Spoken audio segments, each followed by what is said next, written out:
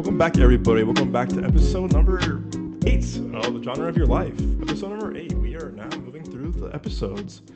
Again, welcome back. We've had a great week so far.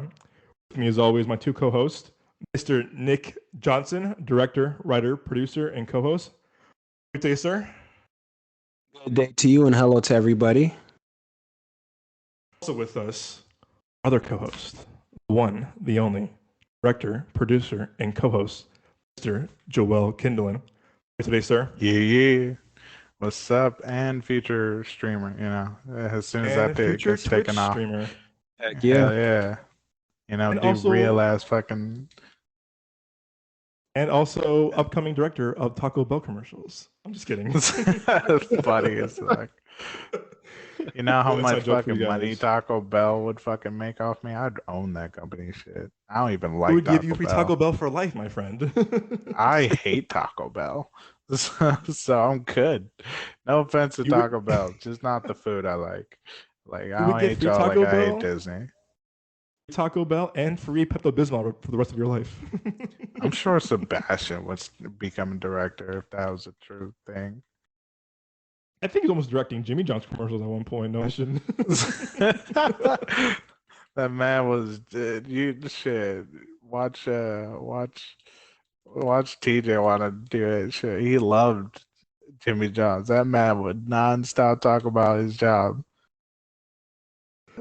Jimmy John's and these boys were biking. Little housekeeping things before we get started. Find us on Spotify, Apple Podcasts, and Amazon Music. You can find us all on those streaming services. I'm sure leave us a like and subscribe to us for each weekly episode every Friday. Follow us on social media. I'm trying to grow the TikTok. I'm trying to get a few more viewers here and there every day. I just posted a cool update regarding the prequel series as well as M. Night Shyamalan news. You can find us the show and our company at TikTok at Midway Avenue Productions, as well as Instagram, also at Midway Avenue Productions. So please give us a follow if you can. All right, so this week we've got some cool news going up.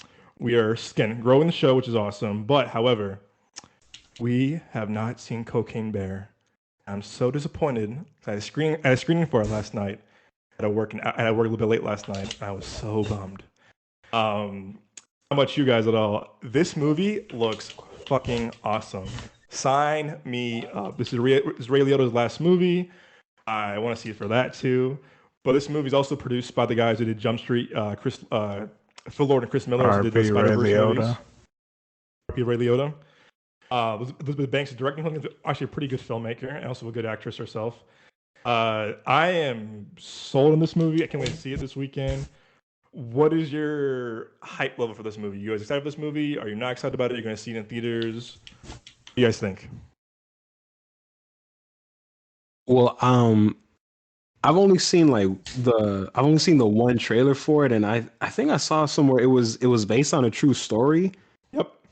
See, that right there, that's what makes me have to watch it right there, man. Like the title and the premise itself is like, okay, sure, that seems at the very least like an enjoyable movie. But whenever it says like based on true events or based on a true story, I'm like, oh hell yeah, oh I got to see that, especially when it's something as crazy as this. All right. Shit. Yes. I can explain the actual story to you guys if you'd like. Just fair I'm warning.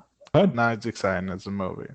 So back in the past, there were drug drops, being thrown into the forest. That's how, cocaine would be smuggled into, America, from Colombia and all that shit. That real famous, guy that threw all those drugs out the plane.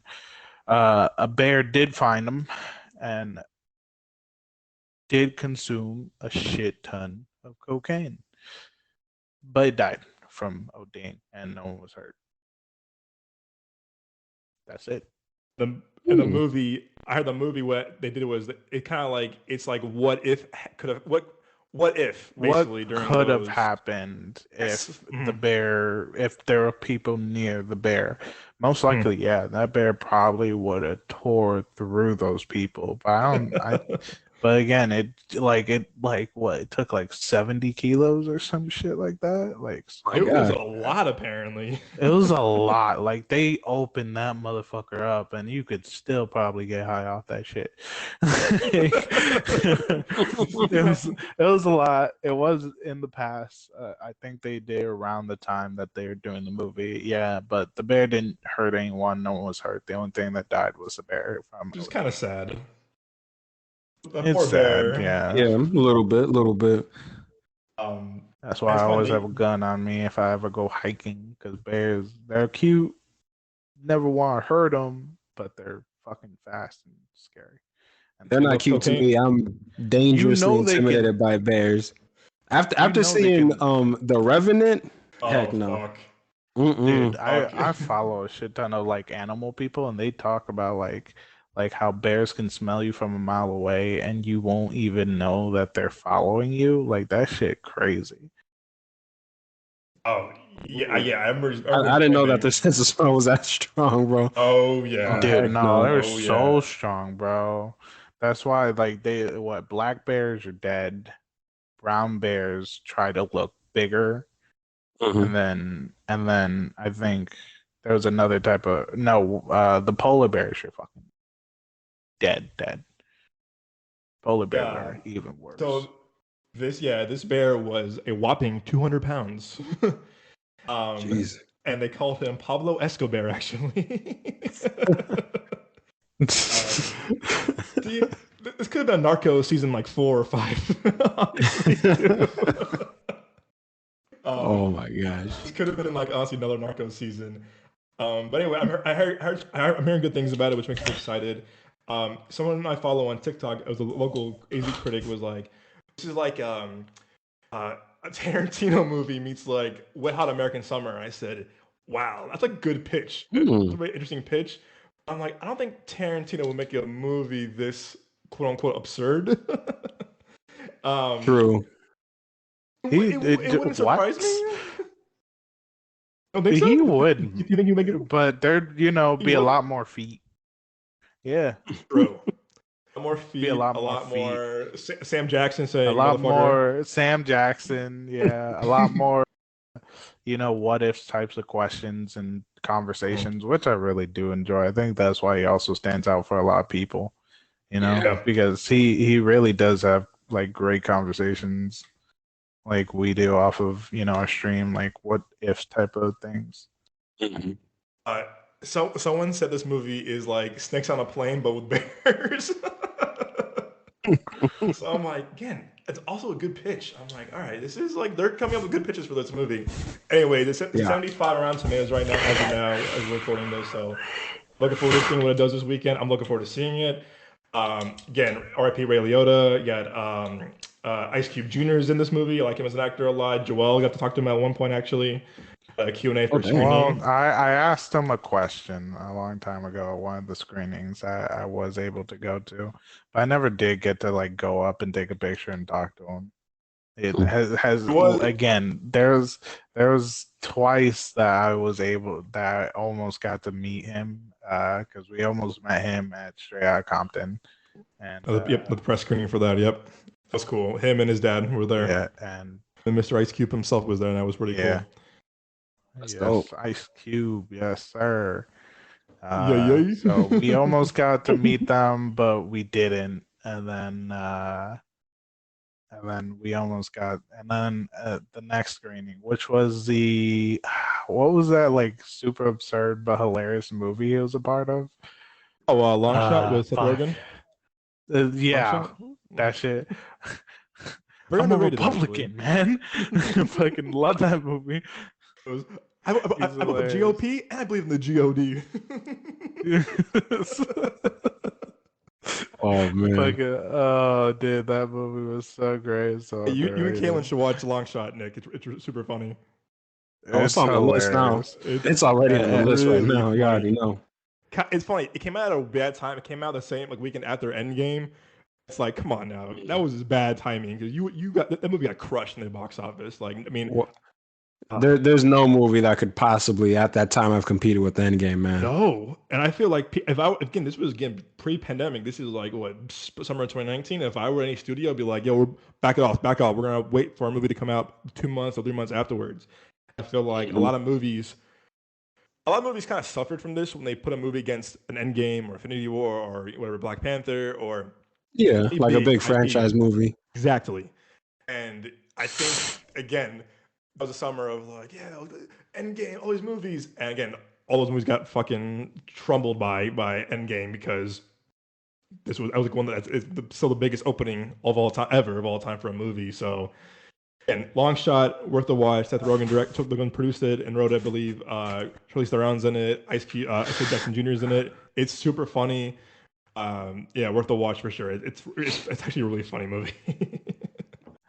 Now, since we're talking about Seth Rogen and a topic that I thought we should bring up, I think this is a good segment because Seth Rogen is in one of his movies is a part of this topic. We're going to be talking about banned movies across the world. I thought that'd be a great topic, and we already know North Korea banned The Interview. Oh my god, that's one of them.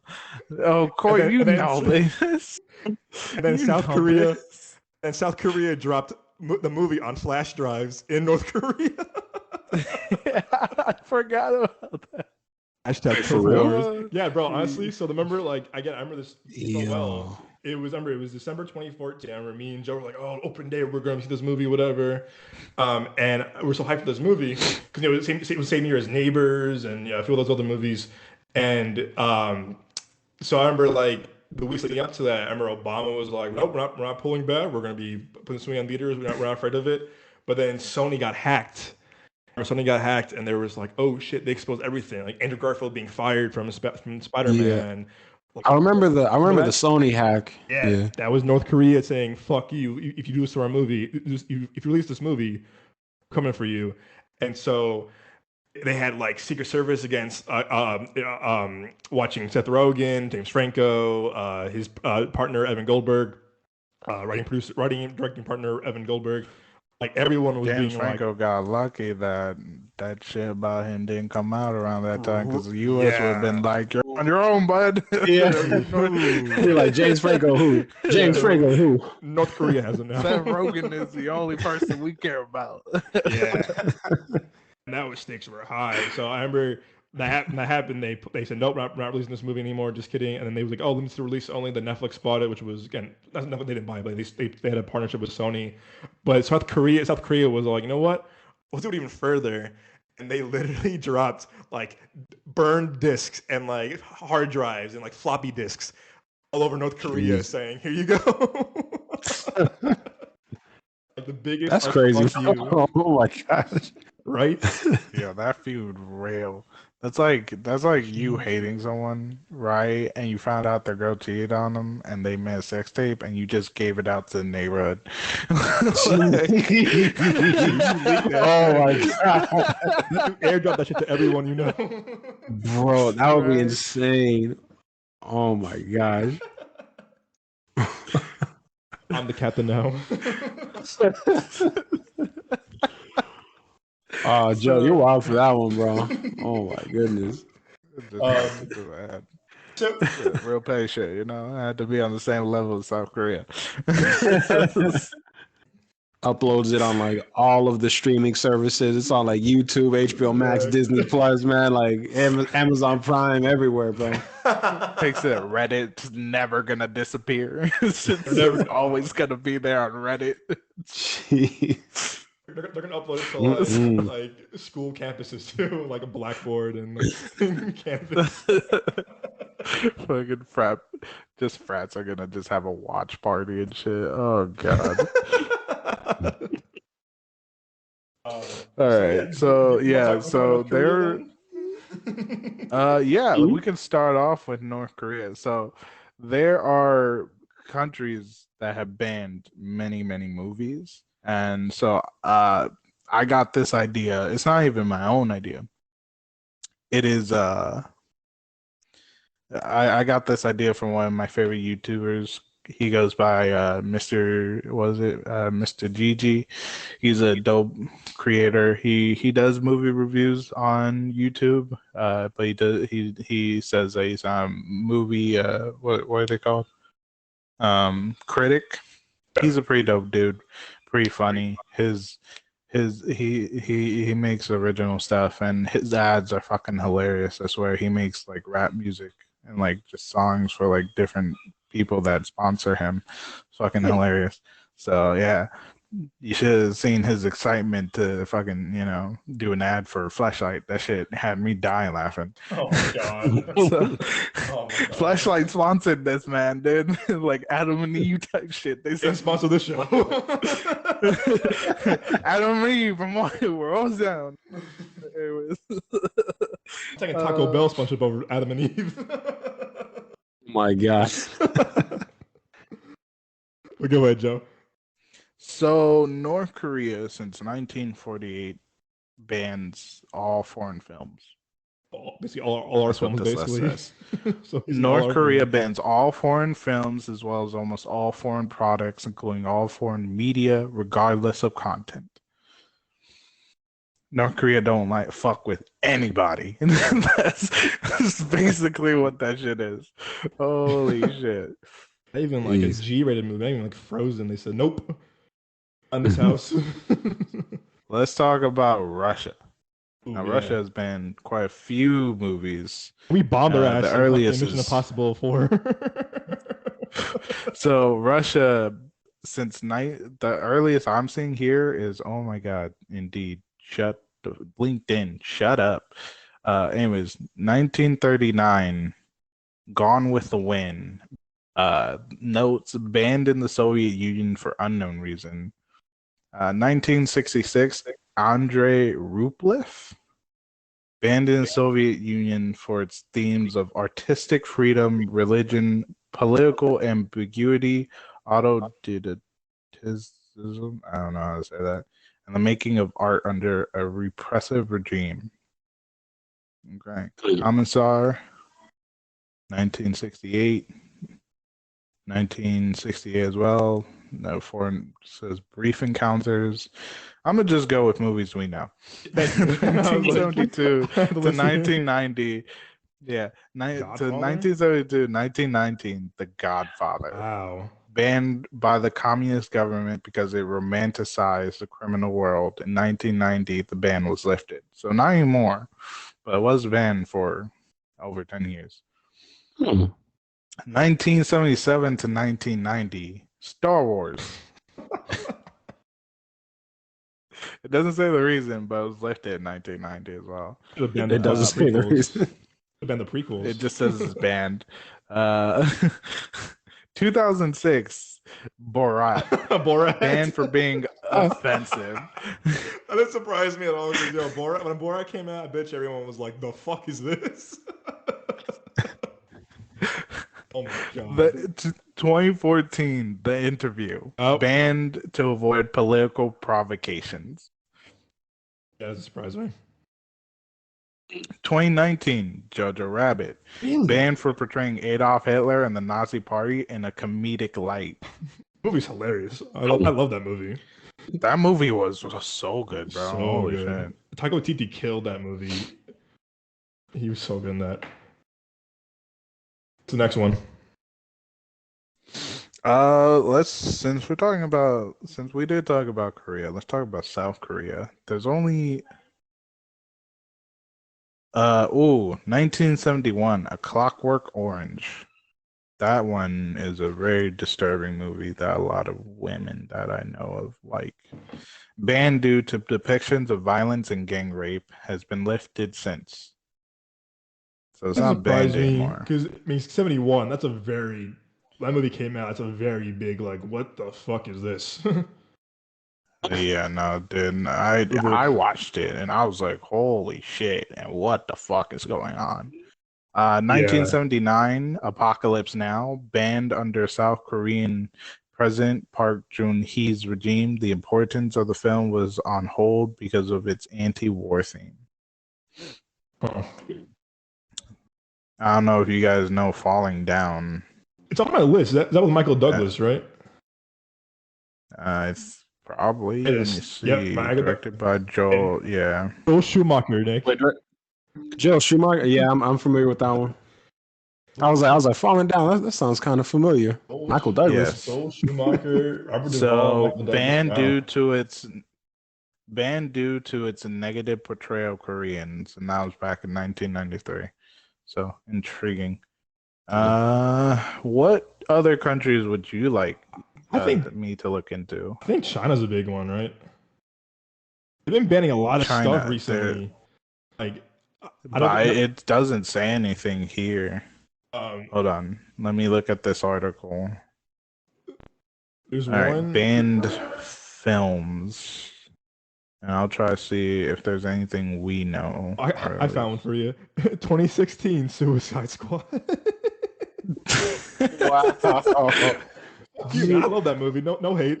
Yeah, why would you ban Suicide Squad? What was wrong with Suicide Squad? Honestly, let's see. They banned 2016. They had a huge ban. Suicide Squad. They banned a Martin Scorsese film called Kundun. That just sounds racist. yeah, I haven't heard of that one. That was back in 1997. Oh shit! They banned Deadpool the same year. Really? That's crazy. It was supposed to be in China. They said that the violence was too real and there was too much nudity. They banned back in 2003. They banned Lara Croft Tomb Raider: The Cradle of Life. What was it? The reviewer told the media that he thought the film was maligning the image of Chinese people, as if all Chinese people were engaged in tomb raiding, and Simon Yam was portrayed as a lowlife or scum, and that it was extremely ignorant of Chinese culture, and that Chinese social security was unrealistic and triads were even openly present. China became the only country in Asia to ban the film.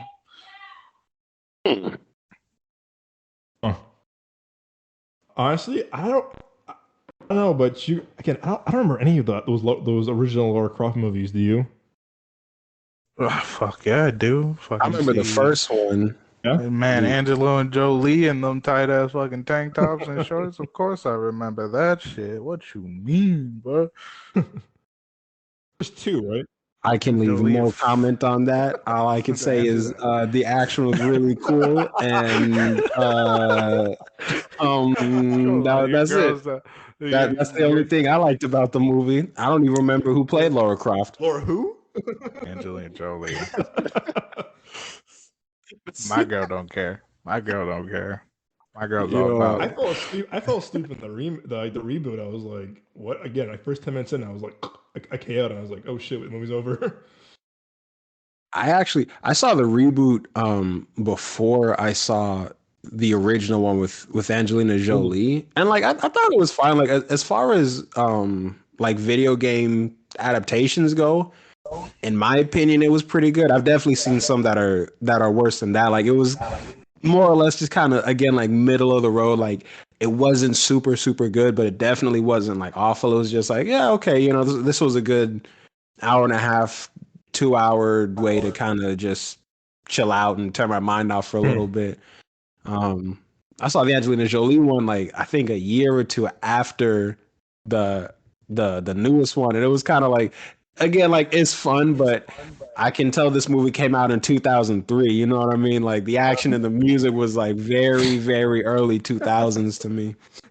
It was like, yeah, there's like 2000s like studio movies, right, with like the music and like the quick cuts. This was kind of crazy. I was like, I can't believe shit like this was able to slide in the early 2000s. I can't believe they got away with doing stuff like this, man. It was just kind of like, it was goofy, but it was like fun. I'll say that. I can't remember any of those Angelina Jolie ones. They're all kind of a blur. Dude, they're great for old action movies, but also because Angelina Jolie as fuck. Why did they ban Suicide Squad, Joe? Do you know? No, I didn't see that on the list. Warner Bros. Had changed the title of the film to Special Task Force X. Mouthful, Jesus. to take into account China's situation. It was soon announced that the film had not been approved, apparently. They said the film was not suitable for distribution in China. The main reason why is because regulations of, I don't know, SAPPRFT, yeah, I don't know what that is, which apparently this movie promoted demoralizing values.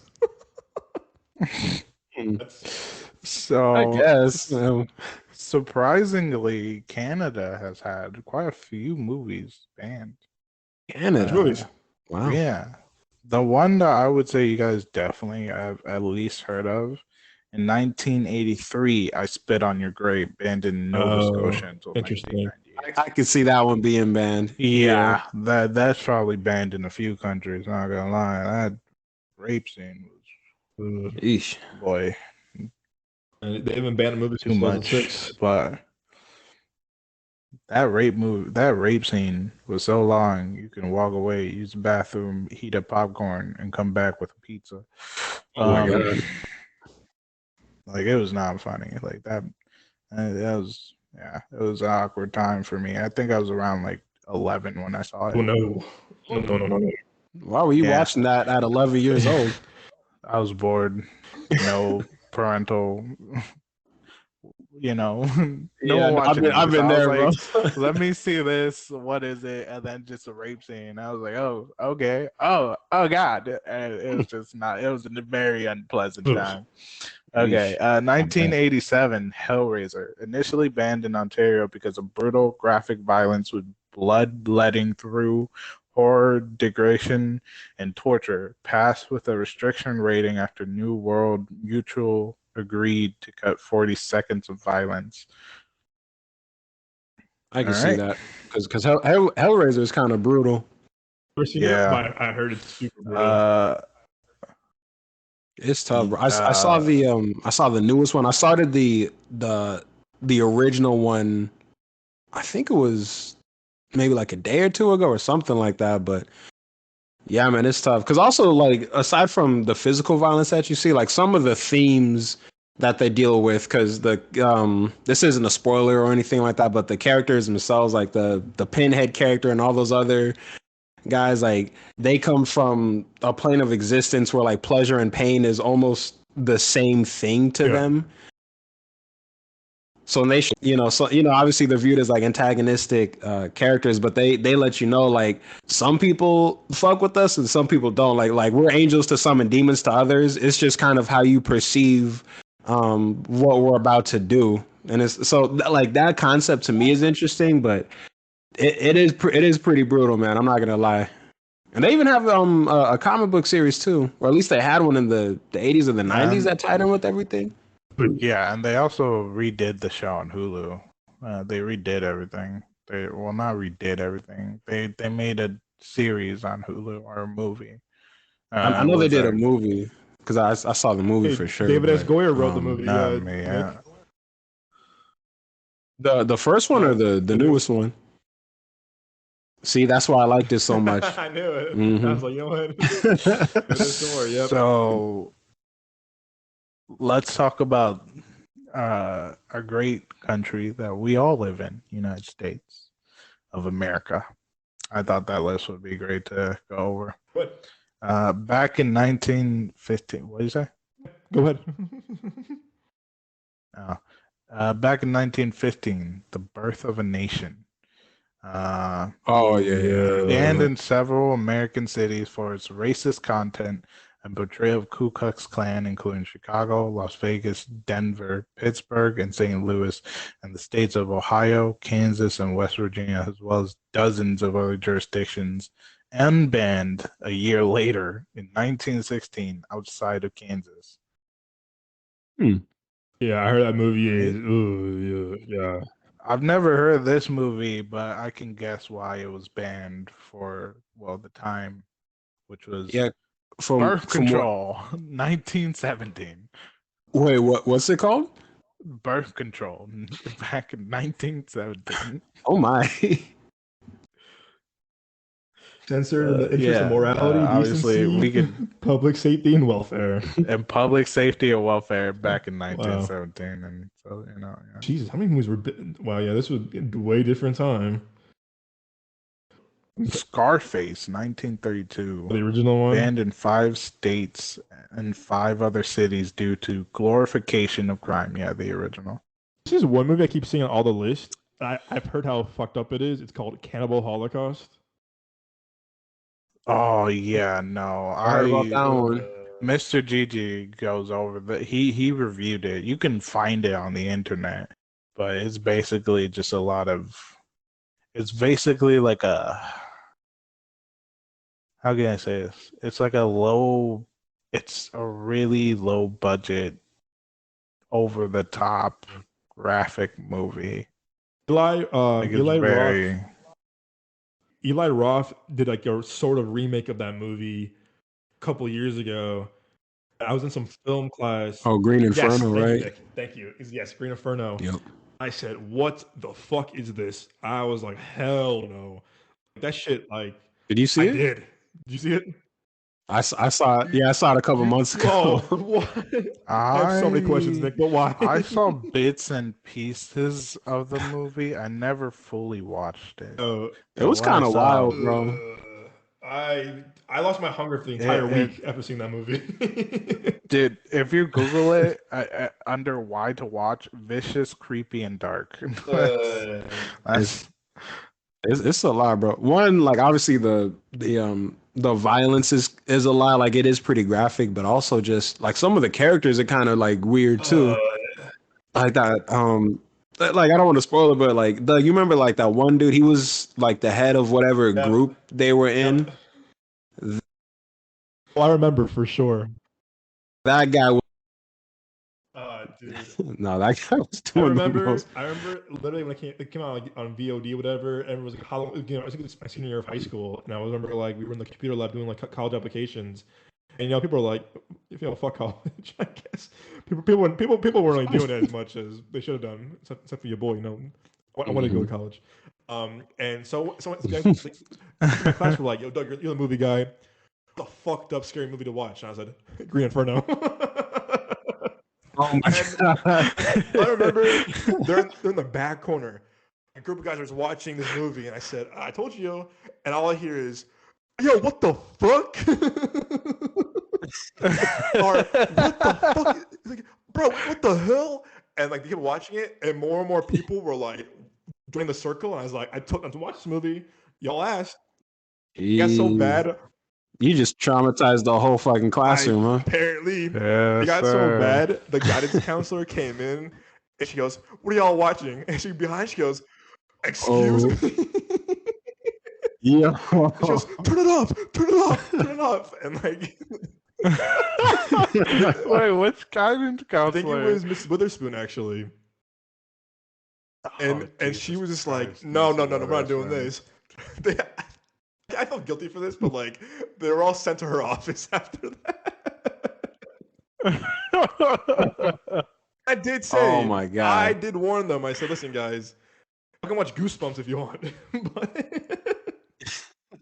they're like, no, bro, fuck Goosebumps. And I said, all right. School is crazy, man. Said, all right. School is wild. Yeah, that movie, I can't believe you watched it, Nick. Can I ask you why did you want to watch it? Well, because like I heard about it, and it was like I got to see how crazy this is. This was during a time where I was watching like almost anything and everything, bro. And I was like, Green Inferno, okay, bet I'm gonna check this out.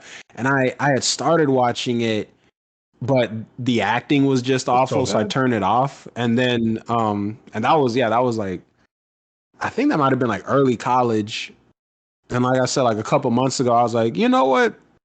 I got time, so I turned it on and like I powered through it, and yeah, it was kind of like wow, this is a lot. I did not think it was gonna get this deep. I'm horrified to see. Dude, I'm horrified to know what movies my girl wants me to watch with her, because she loves horror movies. Like if she's not watching Hell's Kitchen or like Bob's Burgers, it's horror movies. I do not fuck with horror movies. My family knows this. Doug knows this. I do not like horror movies. Do I you guys watch have them to Shudder? be like, no, I Shudder. Oh don't. my god, Nick, do you have Shudder? I'll watch horror movies for the movie, see a script, how well it's done. But like I do not like. Because I just saw one movie on I think it's exclusively on Shudder. It's called Skinamarink. Bro, that movie's I've heard Oh how crazy. my Oh my god. god. Have you heard of I've that movie? heard of dude, that's been everywhere on TikTok and YouTube recently. People Bro, have been talking about it. Because my roommate was telling me about it, and so I went to into this movie completely blind. I didn't watch any trailers. I kind of glanced at like the poster for it. I didn't read any descriptions, any synopses, nothing, bro. I went in blind, and I watched it at night, bro. And there was, it was a couple people over, so there was a little bit of a little something going on. But yeah, so like I was just totally it's like, bro, going into this movie, man. Oh, it was insane, man. Oh my gosh. I had to take the next day off of work, bro. I was so messed up. I do not do horror. I really don't. I don't. But I'll say this though. It's my favorite horror movie. It's my number one horror movie of all time, bro. Yeah, because it's like they do it very in a very experimental way. It's unlike anything I've ever seen before.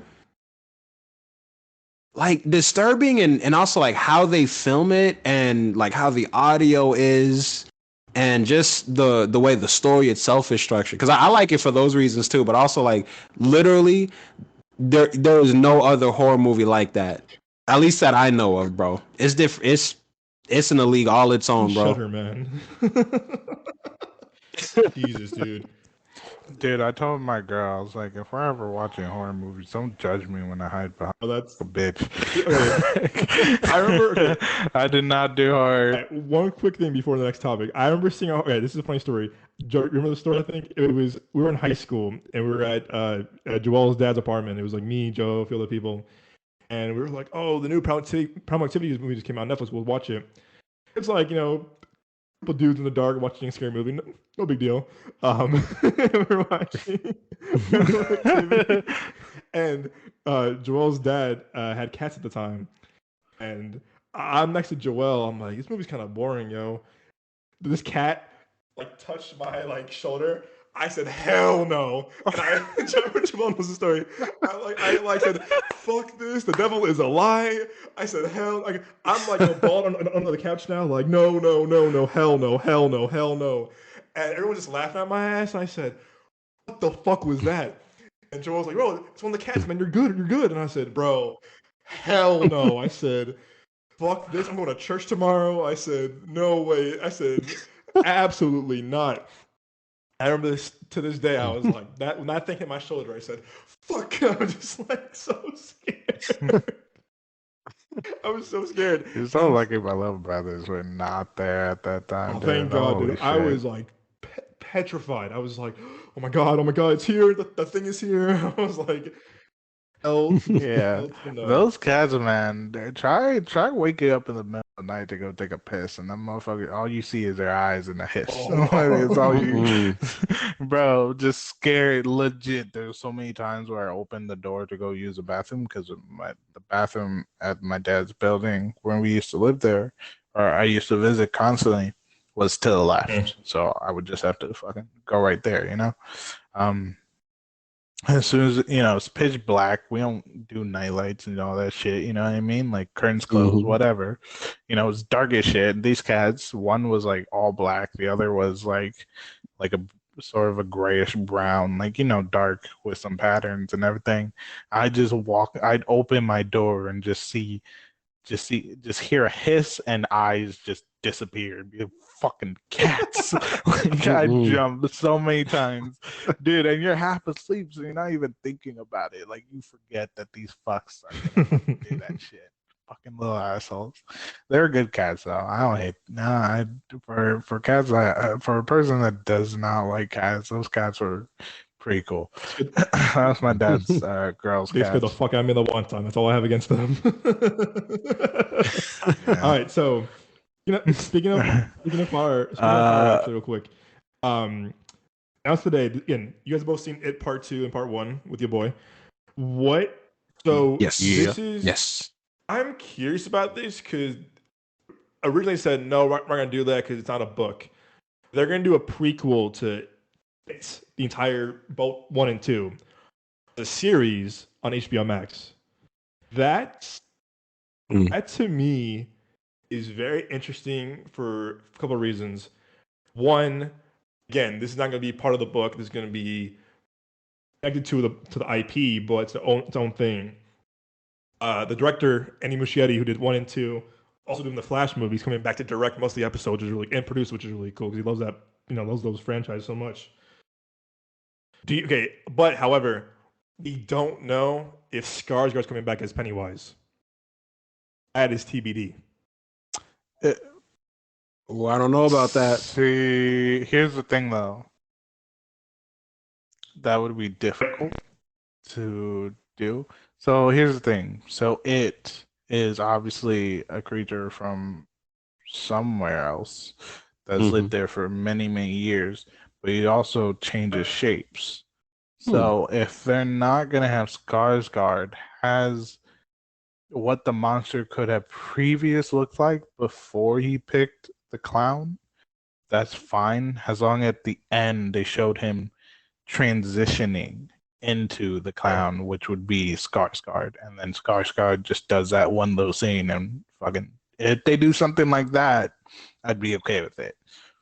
Yeah, I'm actually with Joe on this one because it would be interesting if literally, Joe, to your point, Pennywise was just a completely different being. Like, he's not a clown, because also if you do it like that, you can't get a different actor. You could get someone, I don't know, maybe instead of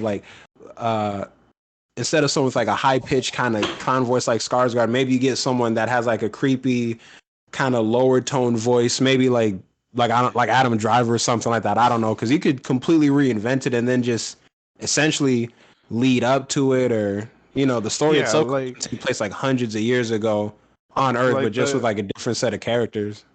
Yeah, like the creature came to Earth, so obviously it didn't immediate know about our culture, so it probably had some trial and errors, and eventually it probably like learned about clowns and kids and what could help them get them. So I think that would be an interesting way to introduce it if it's not Skarsgård, but if it's just the clown without Skarsgård, I don't want that, because that's going to be complicated to do because no one could do it like him.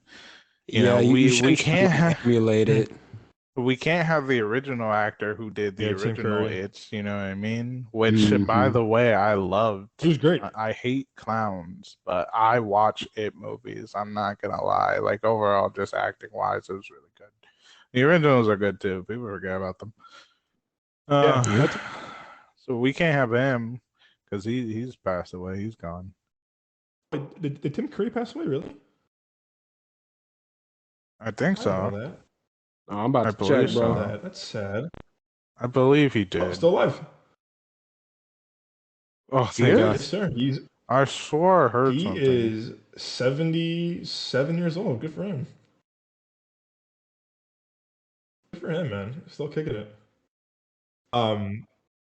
Dude, I was very excited about this news. Well, I'm excited but optimistic that, okay, cool.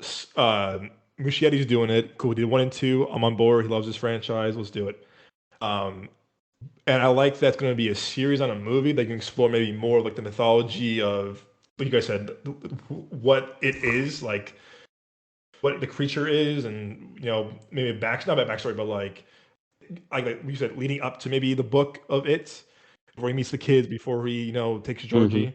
I agree. I mean, I do remember a scene in Part 2. Wasn't there a scene in Part 2 where like Chastain looks at like the picture and it was him as a person, a human form? Am I tripping? Yeah, because No. she was in the old lady's house, and she was saying like this was my father. But I don't know if like Pennywise possessed this No. guy or just like took his form. Because I remember there was like a flashback. It seemed like the guy was turning into Pennywise, but that can't be right. Because isn't Pennywise like a dimensional type being or something? Yeah. What's up? So he's not a human. He's never been a human. So it's nothing like that. So Pennywise is a dark creature from somewhere else who is the mortal enemy of I forget its name, but basically the turtle with the universe on its back, the world on its back, you know. Right. And so it's a mortal enemy of that. And it's a shapeshifter. So the clown is not its original look. But if you also think back to it, and one of the points the kids found old pictures, right? And Pennywise was in it, and he starts moving around while the pictures, you know, whatever, and he starts talking to the kids. You gotta think back that Pennywise has been around for very, very, very long time in that town. Mm-hmm. Yeah, no, he's like all that is wrong with that town, and everything that bad happens in that town. He knows, yeah, everything new about that town. Pennywise was there for a very long time, so he's just a shape-shifting monster. So he probably didn't even land in that town. He probably eventually found that town. But if he did land in that town and stayed there, that is a possibility. It really, since it's not written, they can do many different types of things, but they also have to stick to the lore of Pennywise and it. You know what I mean? So, because if it doesn't make sense when it comes to how the movies portrayed it, how the movie showed the lore, it's gonna be shit. It's gonna be like, this doesn't add up. This is just a fucking cash grab. Yeah. Right. I hope not. I hope, you know, HBO Max has been canceling. I'm gonna miss Bill Hader. Bill Hader was so good. Yeah, take that, you mother. I remember you and I also laughing our asses off. That in movie, dude. Bill Hader is so great, dude. Like, I love that, man. I still need to watch the most recent season of Derry, man. Holy shit. I still have not seen Derry yet. Golly. Bro, be ashamed of yourself if you're a fan of Is it Bill good? Hader. Really It's good? Yeah, watch it, man. amazing. Watch it for the writing It's so too, man. good. The writing in that show is superb. The writing, cinematography, like at first you're gonna be like, all right, this is stupid funny, but it gets really it gets better. And Bill Hader shows off his acting chops, man. People underestimate Bill Hader. Bill Hader is fucking amazing, man. Like, that man goes off when he fucking acts. No, he does. Okay. Honestly, Nick, watch it from a directing and writing standpoint, because it's very creative how they use camera work and different shots and how they like, you know, it's traditional storytelling, but like they tell it in a very unique way where it's very refreshing. It's kind of a fresh take on like the hitman, or assassin, you know, genre, because it's been done so many times.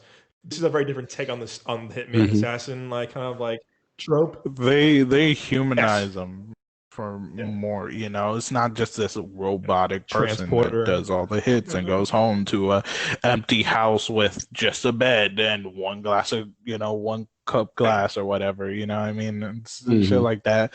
And they humanize it where it's like, all right, this person came out of this and they didn't really know what they wanted to do, and someone introduced them to a career path, and then they're having an existential crisis of, is this really what I want to fucking continue doing?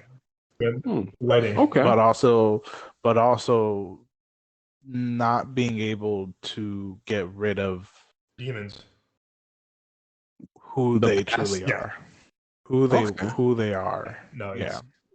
Okay. No. Try not to spoil anything. Yeah, I don't want to. Understandable, but cryptic. Yeah. Appreciate you guys. I'm glad I went in blind too, and I was like, I love Bill Hader, but it's kind of like silly. And I remember some guy I was talking to in college was like, "This is really good. I'm gonna watch it." Dude, Doug did not shut the fuck up about this show. I was talking all about it. Season 2 came out. He was like, you need to fucking watch this. Like, he was like me. I was basically like, we basically role switched. And he was like telling me like how much he loved it. And so I finally, had the chance. I was like, fuck it. Let me, there's nothing else to watch, right? All my anime shows ended. I had to wait for any new animes for a while. All my current shows ended. There was no new movies. I was like, fuck it. Let me just put this to rest. Let me check it out. Dux is good. I trust him, man. And I watched it, bro. I was fucking binging that bitch. It was so good. It's so, dude. Okay. Well, I'm convinced I'm definitely gonna have to check it out then. But fellas, it is almost my bedtime, so I'm gonna have to hop off. But hey, man, it was definitely great talking to you guys. Highlight of my week for sure, especially after today, man. I needed to hear you guys' voice. Thanks for being. Yeah, we got you, bro, man. Before you go, Nick, where can they find you on socials? You can find me on Instagram at Ahmad Johnson 98 and also at Donning Vision, also on Instagram, and YouTube at Donning Vision. And yeah, all right, brother. Well, till next time, man. Thanks for being a great co-host, man. Always a pleasure having you on. Of course, thank you guys for having me, and I will see y'all or hear y'all, I guess, rather next Thursday. Love you, brother. See you next time. Don't forget to take your dentures out, you old fucking bastard. Reminding me, Joe. I appreciate it. I love you guys, man. Y'all have a good one. Safe. Love you too, bro. All right. Peace. Just the two of us. We can make it if we try. We can make it if we try. The two of us. Well, inside joke for you guys. This is not the first time we have sung that song. We sing that song a lot, actually. In high school. it's a no, for our listeners. Yeah, we started at high school. For our listeners, when we're in high school, whenever like the group had dispersed, it was just me and Joel. It would be just this. That'll be our theme song. We sing just the two of us. We're gonna get pizza or getting a drink or we'll see a movie. That's our theme song when everyone else left. I think it was the time. I think you were a sophomore, and we were sitting in a little spot near the 7-Eleven. Not too far from Navy Pier. That little like cut. We were sitting in that spot, and you were like, "It's just the two of us again," and I started singing it, and you joined me. Ever since then, we started singing. Anytime it's just me and him. There's Whenever I play in the car, a little history. When I play in the car, I'm like, oh, this is Joel and I. This is our song.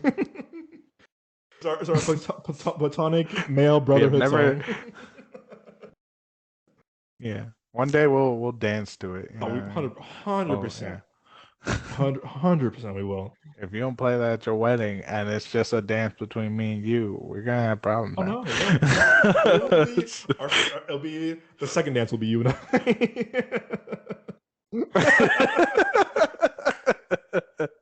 We'll be like, you know what? I don't want the band playing it. I want to hear the actual song. Notice the band. I want to hear someone. I want to hear the actual song of how beautiful it was recorded. Look into your eyes. And we'll dance to the song. Slow dance and shit. Dude, there's I don't know if you saw this show yet, but I want to talk to you about this. This kind of makes me like kind of upset because I've been seeing more and more streaming services have been pulling shows off their library.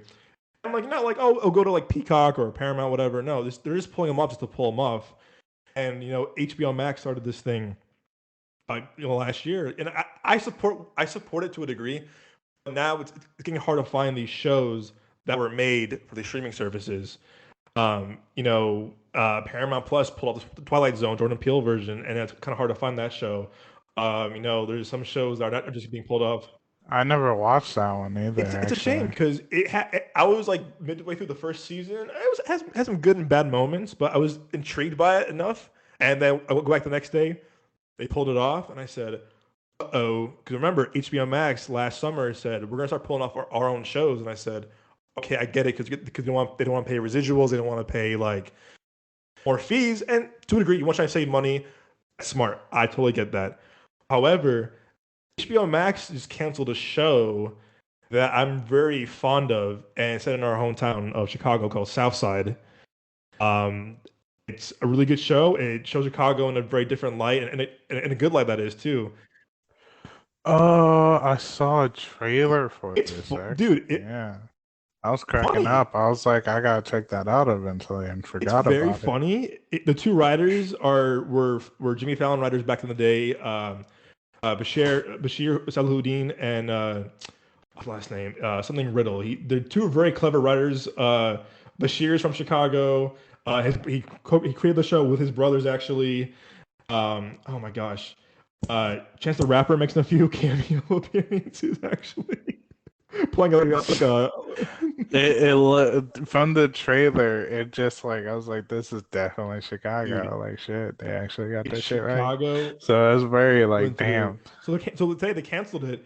I said, wow, because I follow Chance on social media and like other people on Twitter, and they were saying this is kind of like fucked up because this show was not creating jobs in Chicago for actors and crew and cast, also for it shows Chicago in a different light, not like the violent, as people say, violent as it is.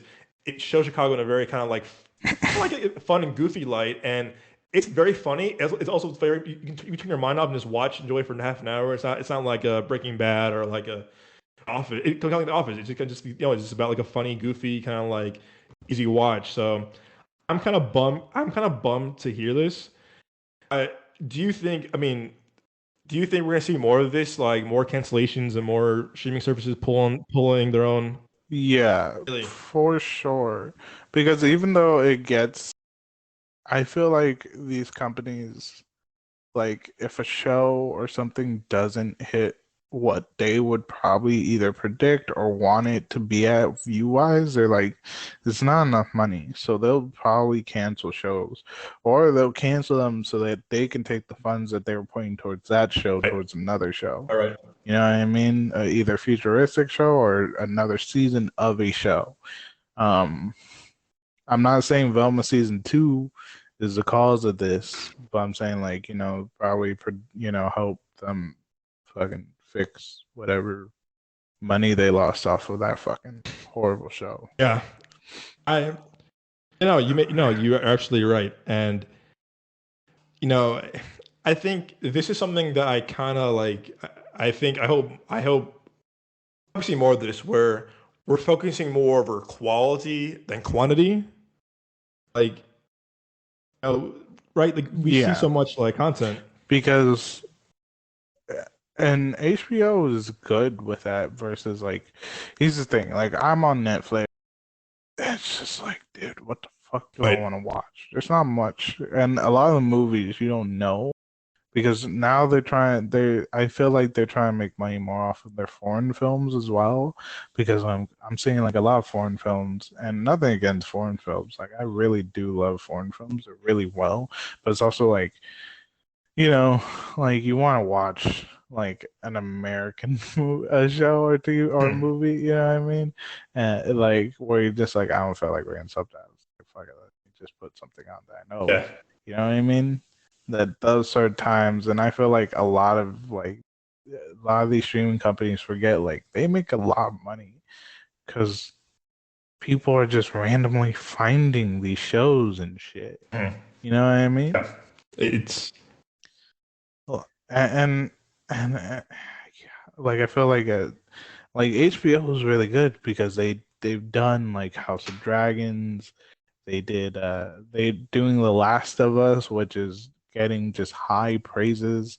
They Barry, like they do really well. So to hear that such a good show has been taken off the air, I'm just wondering, like, have they given a reason or anything like that? Because like that's really shit. I started reading the article, then I got pulled into a meeting today. Let me go back to it right now. So again, Southside's on HBO Max right now. There's 3 seasons of it right now. It has, for a comedy show, it has 100% Rotten Tomatoes, which is really good for a comedic show.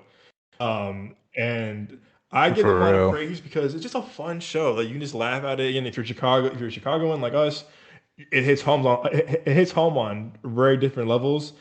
Again, it's just a fun show, very goofy. But yeah, they canceled it. Let me see. And it was co-produced by MTV Entertainment, which was I'm seeing a lot of MTV co-partnering with HBO Max or Netflix. They did MTV also did Emily in Paris.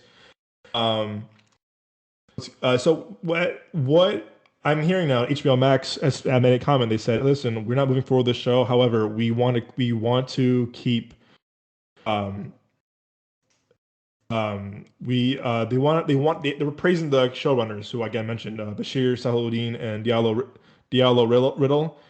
They praised them and they thanked MTV Studios for being a great partner. Um, yeah, I'm looking right now. Yeah, shot in Chicago. Again, this was all shot in Chicago too. This is really cool seeing. Like it wasn't like quote unquote Chicago, and it was like filmed in Atlanta or filmed in like I don't know Canada, or something like that. That happens more than we think. That happens more than we know. Um, Yeah, yes, like with Empire. Empire was exactly, shot in Chicago. exactly. Um, yeah, a lot of them. Season three just came out. I was watching season three the other day actually. I think my first one-on-one that we ever mentioned on the show was Southside actually, um, which is unfortunate. There's not really any comment other than the spokesperson of HBO Max said, "Hey, we thank them. We praise them for bringing the show to us. We had so much fun working with them, but we're just not moving forward." And again, it kind of sucks because I feel like maybe this is my take. Maybe I'm not going to be investing more money on.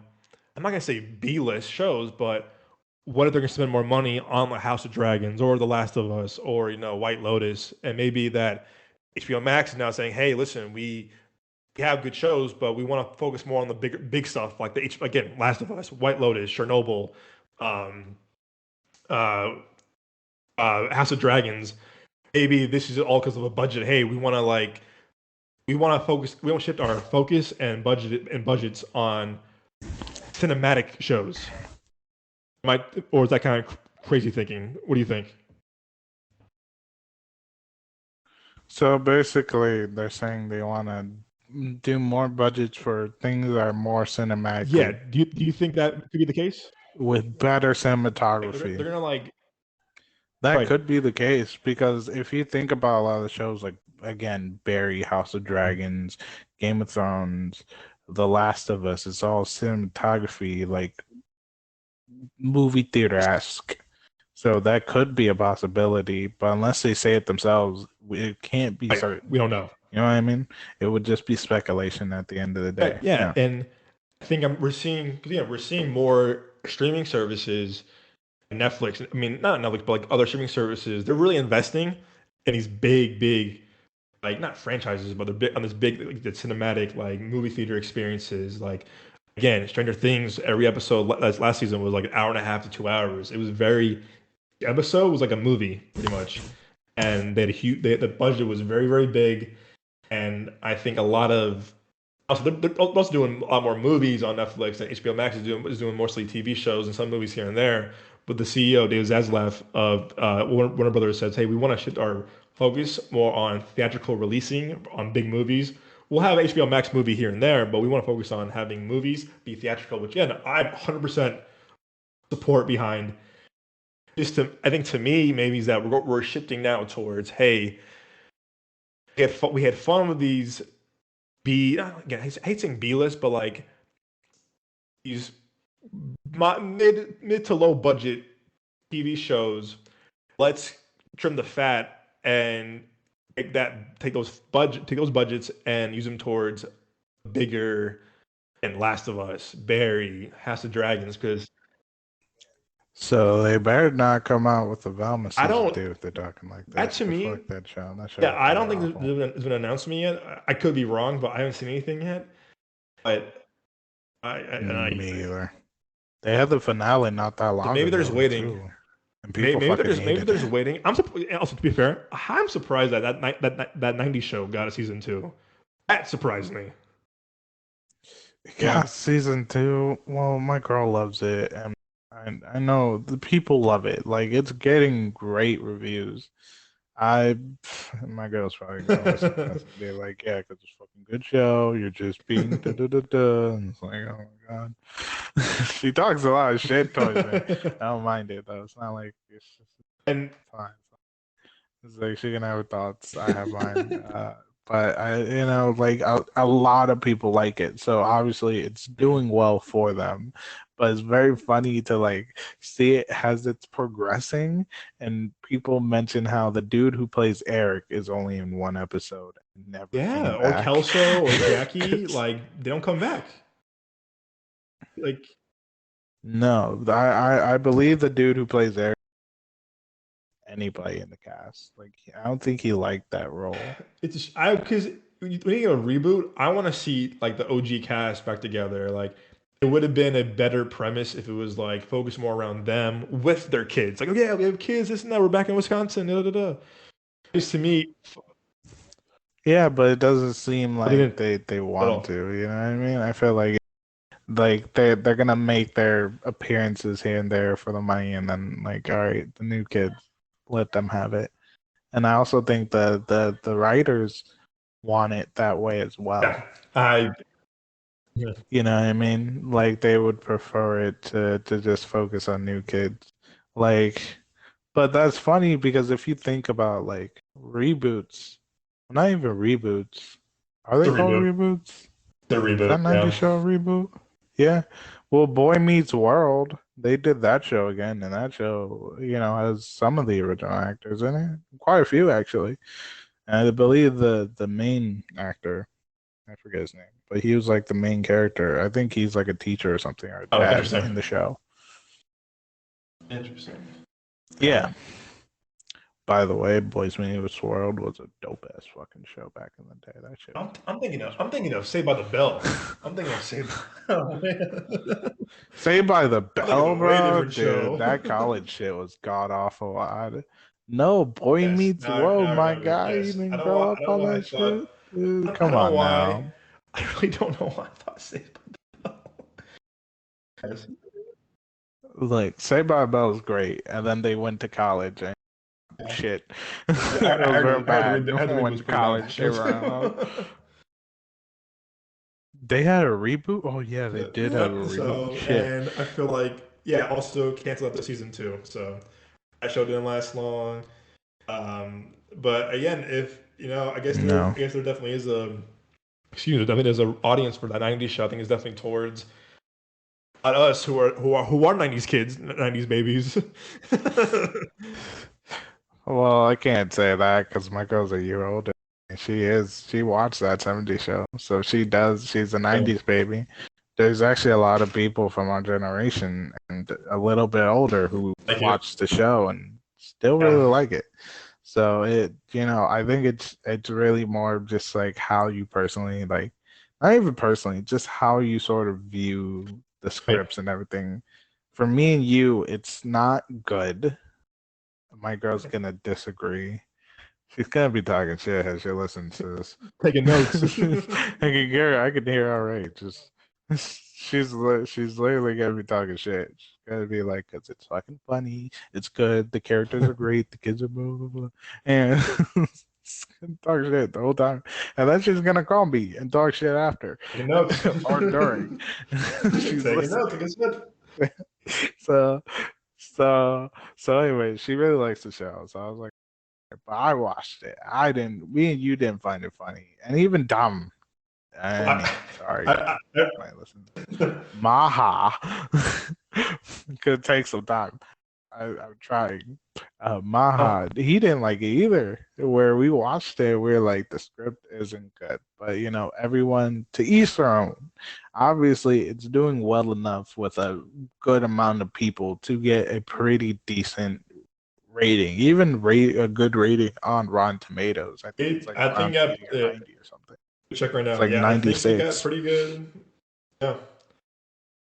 90 show right here. Yes, 76, which is fresh.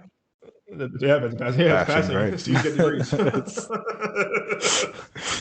You get degrees, man. Teachers used to talk to us and be like, "Look, you're barely passing." I'm still. Dude, yeah, I'm still passing. Again, C's do get degrees, Yeah, I'm still passing. Not gonna It's fail not pretty, them, but hey, they're still passing. Yeah.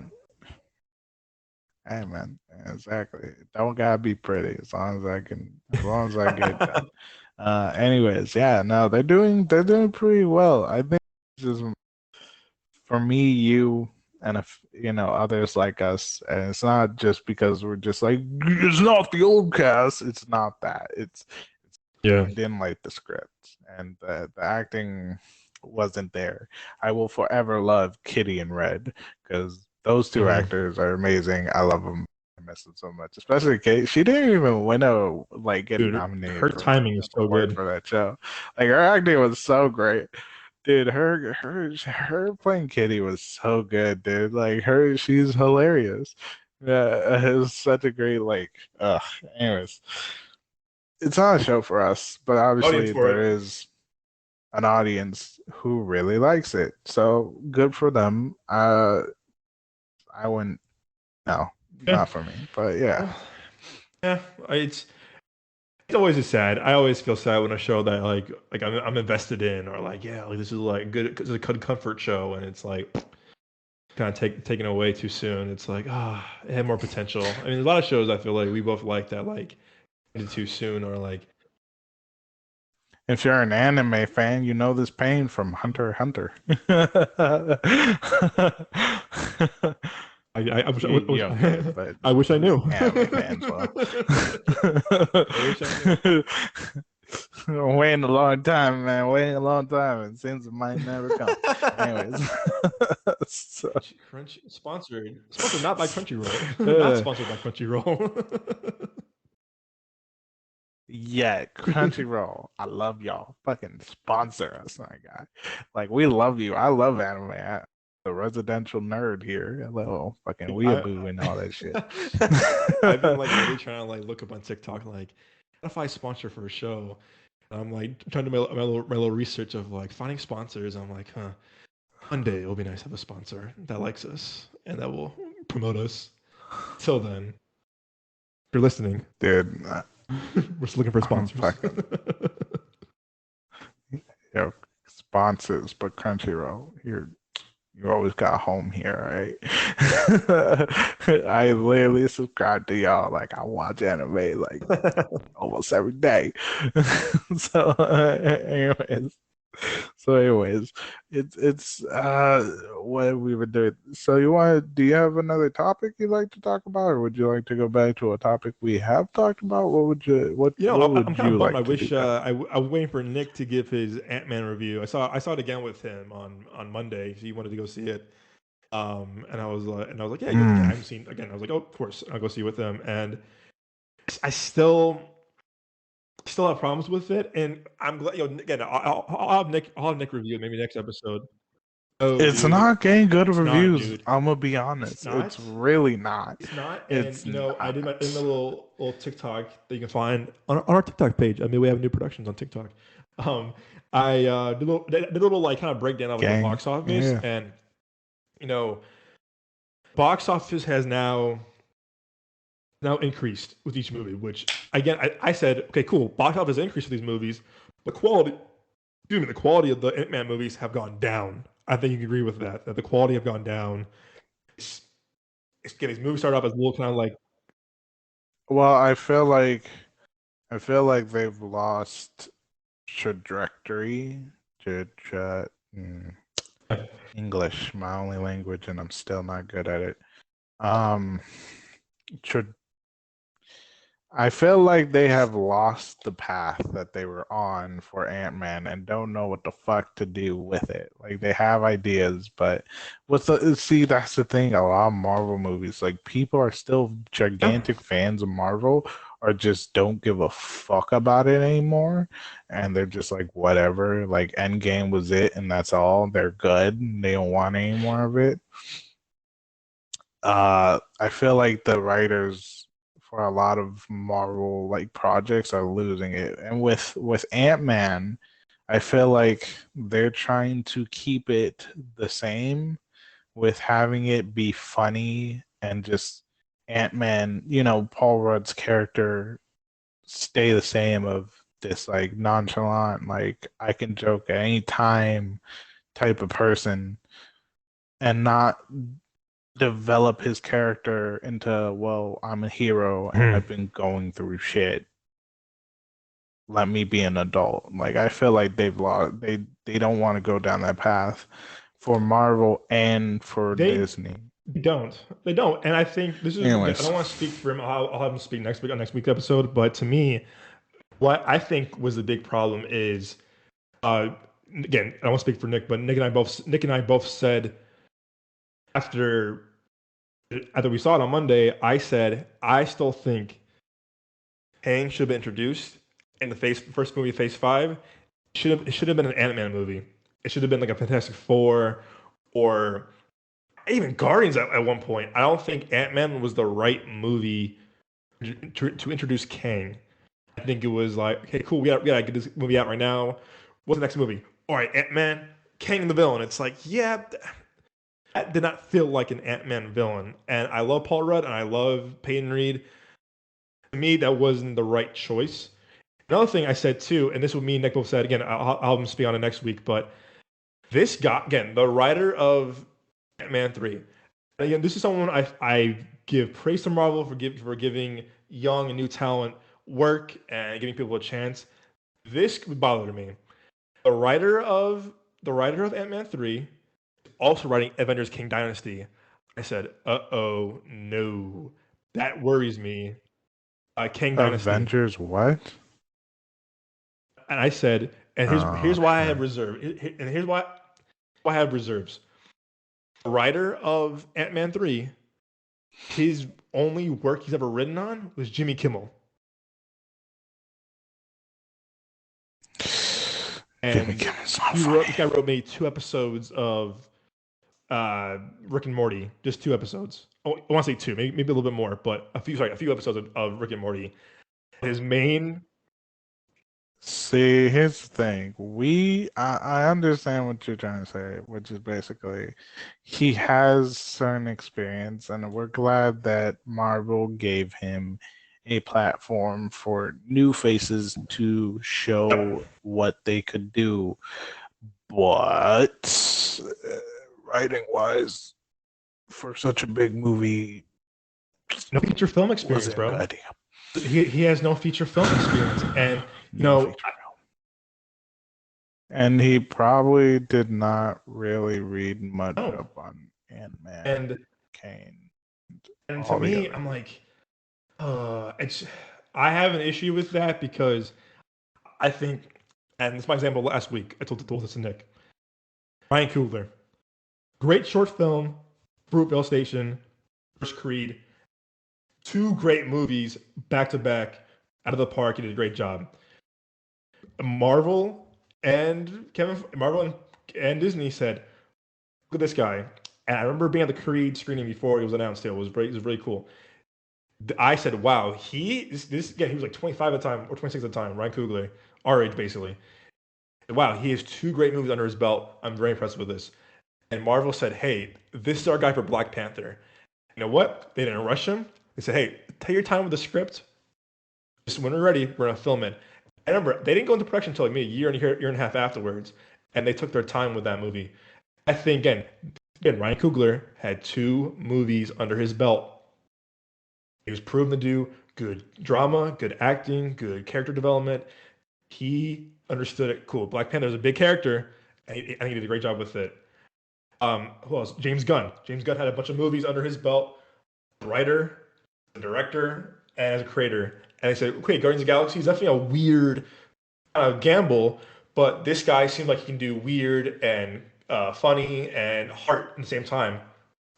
Nails it. I kind of wish that, again, look at these guys. Even the Russo brothers did Infinity War, Endgame, Civil War, and Winter Soldier. And these guys had years upon years of television. They had 2 movies here and there, but they did most of Community, which is a great show. They did most of Arrested Development, also a great show. And they did a lot of television handling different characters. And again, Kevin Feige, the head of Marvel, said, these guys know how to handle characters, a lot of characters well. Let's give them Captain America, Winter Soldier. Boom, they killed it. Boom, they killed it. So my fear is we're just grabbing anyone now. Like we could write a Marvel movie tomorrow if we wanted to. I mean, we probably should if you want to, bro. Just heads up. Nick can write with us as well. Rather work for DC, not gonna. I don't blame you either, man. I second that actually. But unless it's a Spider-Man movie, then I'll write a Spider-Man movie for you. I got you. But to me, I don't think giving this guy, and I don't know this guy. I don't have any no feeling towards him. I don't think you should give him an Avengers movie next project. That worries me. And did you see Doctor Strange 2 yet? Yeah, of course. So Doctor Strange 2 had a director change. Scott Derrickson did the first one. Who I like the first one a lot. I don't know about you. I thought the first one was a lot of fun. Scott Derrickson was going to direct the sequel of Doctor Strange, and the Comic-Con. It's going to be definitely a horror movie, like kind of very dark. I'm like, ooh, I like that. He did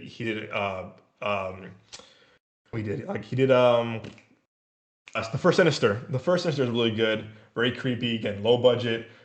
Ethan Hawke's great in that movie, and I'm like, all right, cool. This definitely, I can see this be a horror movie, but like Doctor Strange. He also did the movie Black Phone, which I really like too. And anyway, so he was given the sequel again to the first one, wrote directed the first one, and then Marvel said, you know what, it's a little too dark for us, a little too horror for us, so he walked. You're more of a fan of Loki than I am. One of the writers of Loki, I just was gonna write Doctor Strange: Multiverse of Madness. I think it was kind of convenient. Oh, with the writer on Loki, let's just give him the Doctor Strange movie. He's also writing Secret Wars, and remember, Doctor Strange, very divisive. The new one was very divisive. There were P fans were like, "What the fuck was this?" And I think what helped that movie a lot was Sam Raimi was coming back to direct a Marvel movie. Also, too, it was on the hype. This was after No Way Home. No Way Home, the hype was very big, really, still very real. Who we're gonna see? Will Toby come back again? Who knows? And that movie, Doctor Strange: Multiverse of Madness, was very divisive. Again, they're giving him an Avengers movie. I just don't think give these guys, again, no ill feelings towards them whatsoever, to give them an Avengers movie as their next movie, that scares me. That worries me. So I'm kind of hoping they might add another writer or bring someone else on to do revisions, but I don't think the guy who wrote Ant-Man and the Wasp: Quantumania should be writing an Avengers movie or writing one alone. Have a co-writer, have a collaborator, have someone with them, because having no feature film experience, a movie like that's going to be difficult for him as a writer. I feel like also as us as fans to like acknowledge that, okay, this writing might be not top tier, because we have seen good writing in Marvel movies, we have seen good writing in superhero movies. That kind of like says, oof, there's grabbing everyone. So I don't know, that's my rant. I mean, do you agree with that? I feel like they shouldn't have him be the solo writer of the next movie.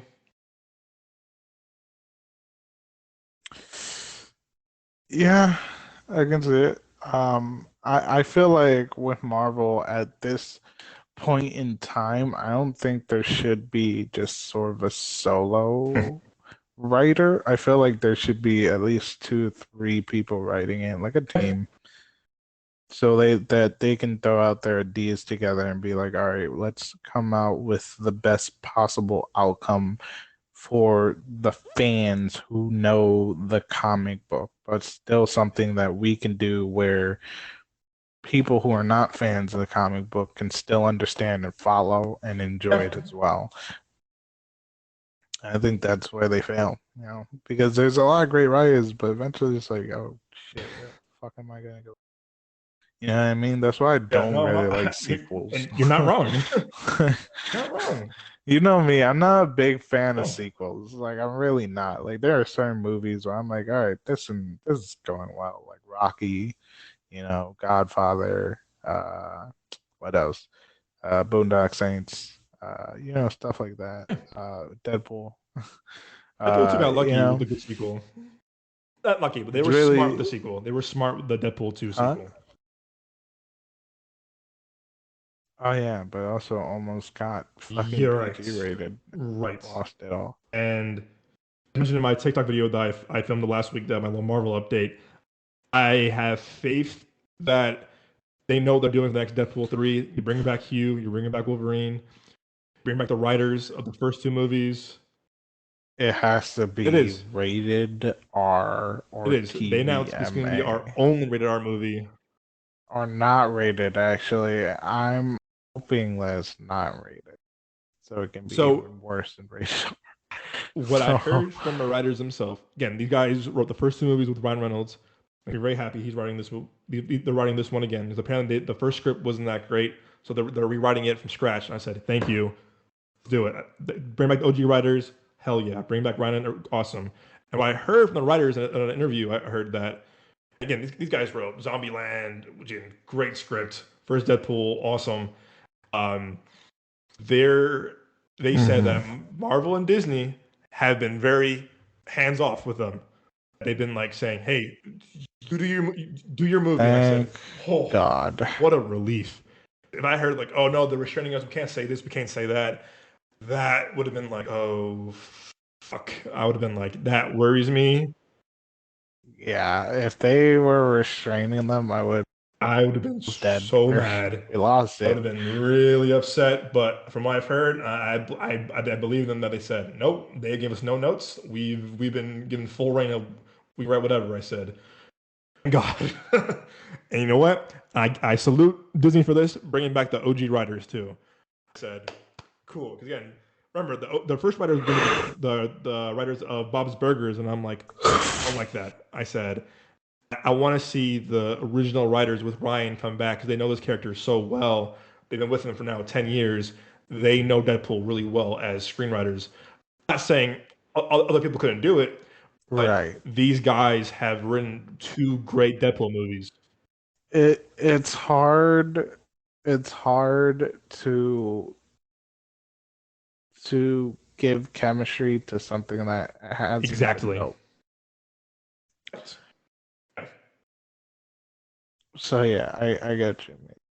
I don't really give a shit about checked out. I'm more focused on report back to you. Look, I checked out a bit ago. Like, you know me, it's like you can spoil the movies for me. I don't give a shit. I'll still watch them at some point where I'm just like, well, there's something else to do, and it's on Disney Plus. I am mainly concerned and focused on DC. Because no one gives a fuck about DC. Everyone's like, Marvel's better and blah, blah, blah, which is bullshit. DC is fucking great, okay? I'm not even talking about the fucking cinematic universe. I'm talking about comic book wise. DC's stories, characters, and character building is fucking phenomenal. And we can translate it well into movies, but people keep fucking it's like Zack Snyder, he did great. The production, on the other hand, said "fuck you" and did they shit. took his movie from him. So hopefully, after the Flash movie and Flashpoint, we get some good DC films, and people can understand why I love this shit so fucking much. I agree. I'm on the DC train right now. Again, I don't have the biggest faith in James Gunn right now, but I have some faith that I feel like he's a fan of these comic books enough. He's gonna know what to do and what not to do. Again, just being very optimistic, my little optimistic head. If he fucks up, I swear to curse into the heavens and give up on the DC films altogether, because holy shit, it's just like, follow the comic books. Just hate comic books. There's so many comic books. Yeah. I got faith. I have faith, but again, we have not seen anything yet. But let's hope as DC fans that we'll be treated to something very nice and actually a good DC movies for once, not here and there sort of actual good DC movies for real. Once. But again, time will tell. Yes. Want to do our one-on-ones of the week, my friend? Yeah, sure. You want to go first? Yeah, actually, if you're a first-time listener, you want to go over what our one-on-ones are? Oh, yes. If you're a first-time listener and just listening to a random episode, hi, welcome. This is us. Sorry for the rambling, but this is part of the show. So one-on-ones is an ending segment that we do on our podcast every show, where we will recommend one show and one movie, each of us. If Nick was still here, since that old bastard, his bedtime, he went to sleep. He would also be a part of 1 and 1. So we'll each go around and we'll say one show and one movie. It can either be new or old or probably something you've never even heard of. And we can recommend it for you, and hopefully you can just put it on your list. So in the future, if you're just like, fuck it, I'll put this on, it's a show we recommended and you can enjoy it. Or you could just, watch it and, interact with us on our social medias and tell us your mind about what you think about it. Hopefully you do enjoy the things that we recommend for you.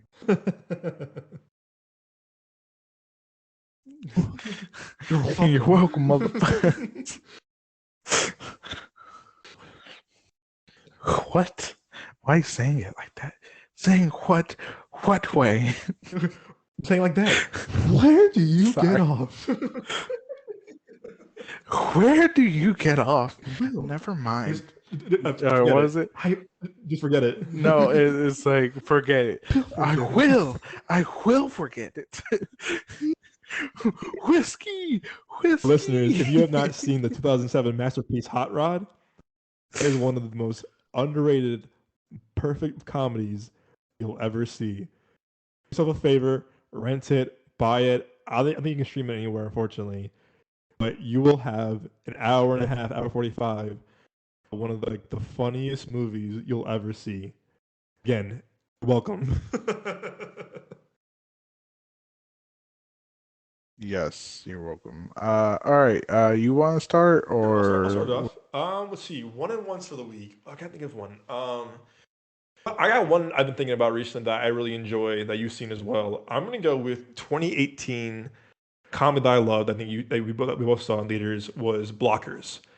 Blockers is a very, very funny movie. Leslie Mann, John Cena, Ike Barinholtz, Catherine Newton. It's a very funny movie that I, again, love for many reasons, but it was definitely, we haven't had a good, in 2018, we haven't had a lot of good comedies, studio comedies that in a while. It's kind of like here and there, kind of rarely, or they weren't good comedies whatsoever. And I said, okay, cool. I like the writer-director, Kay Cannon, who wrote Pitch Perfect, the first Pitch Perfect that I love.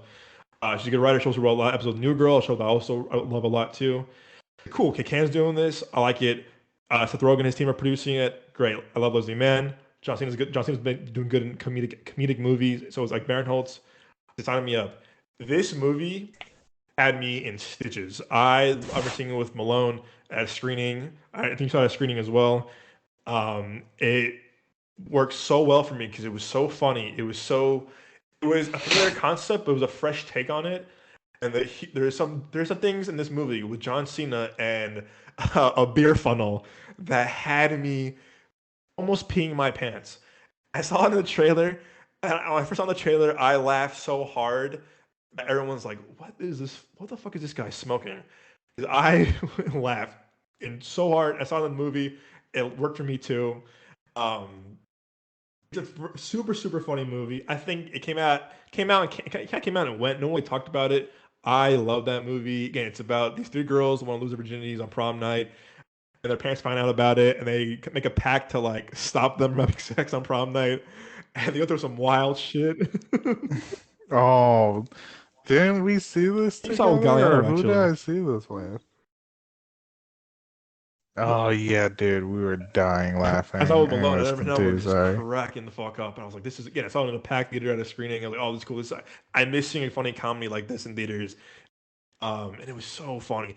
But yeah, trying to stop their daughters from having sex on prom night, and they go through some wild shit just to like stop them. And again, it's just like fun and funny, enjoyable, raunchy, rated R, hard R rated comedy that I think studios haven't made, don't make anymore. It's mostly got a streaming movie or like a Netflix movie, but this is a movie that I'm glad it was a theater movie, also a big studio movie. Because again, I do miss seeing like the Seth Rogen movies or Kevin Hart movies in a big studio. Like I'm missing the funny yet comedic movies. Again, they're meant for the theaters, and you're meant to be in a theater laughing full of people and stuff. So again, 2018 Blockers by Kay Cannon, produced by Seth Rogen and his team, and Leslie Mann, Ike Barinholtz, John Cena. It's such a funny movie. It has a lot of heart for a rated R, for a raunchy, hard R-rated movie. A lot of heart to it. I love that movie. Again, it's one of my favorites of 2018. Blockers. Um, TV show. There's one that actually I've talked about in a while that I actually love. I know you love the show too. A little show that should have had many seasons, was canceled too early, was Freaks and Geeks. Yeah.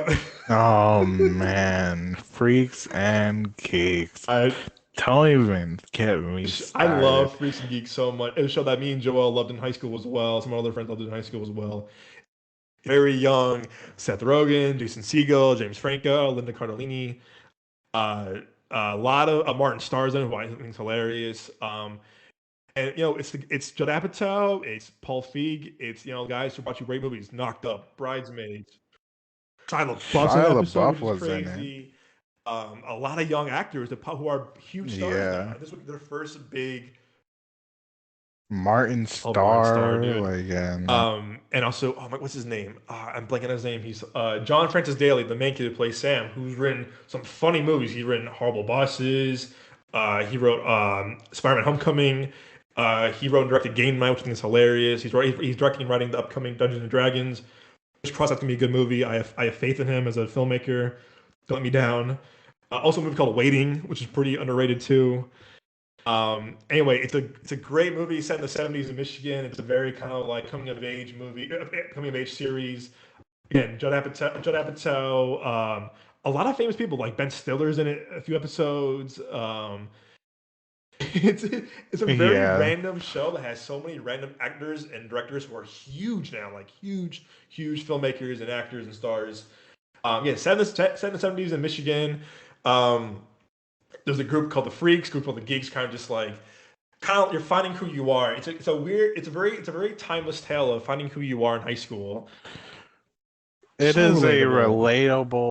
It is a relatable high school like teen sort of show where it's like just realism, it's not just like focus on oh my god, Becky, like let's go party and just crazy parties. Like this is very realistic. Like the Geeks, which is Linda Cordini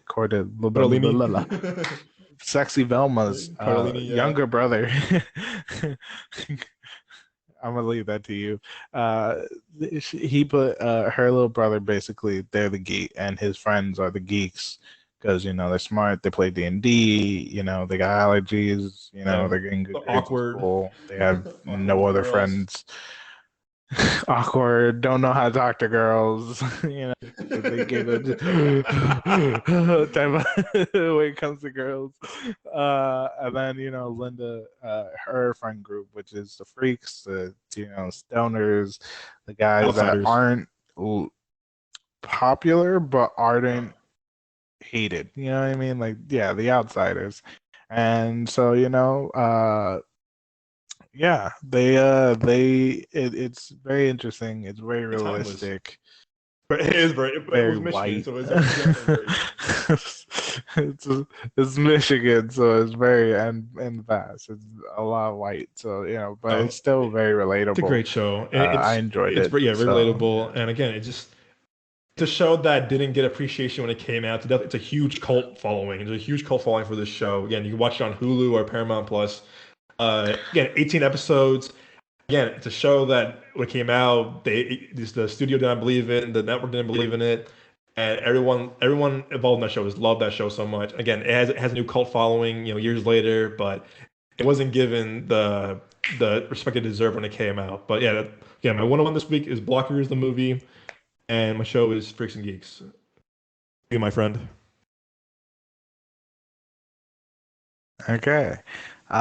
Since we talked about Korea today, speaking of Korea, we're gonna end up on the watch. We're gonna be banned in Korea. Speaking of Korea, we're gonna be banned in the Korea podcast. We made it, guys. We're gonna be on the list. We made it.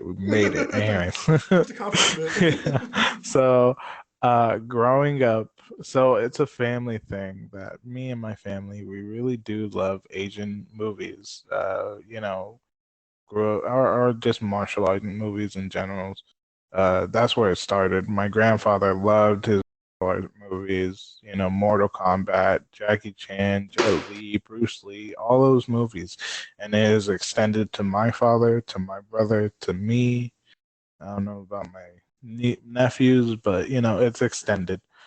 And, me and my father, we went to go see The Raid in theaters, which was a great movie, but I've already recommended that once. But yeah, I have grown a love for Asian films, predominantly based in Japan and Korea. And so these two things that I'm going to be bringing up are both Korean shows and a movie. The first one's going to be a movie called I Saw the Devils.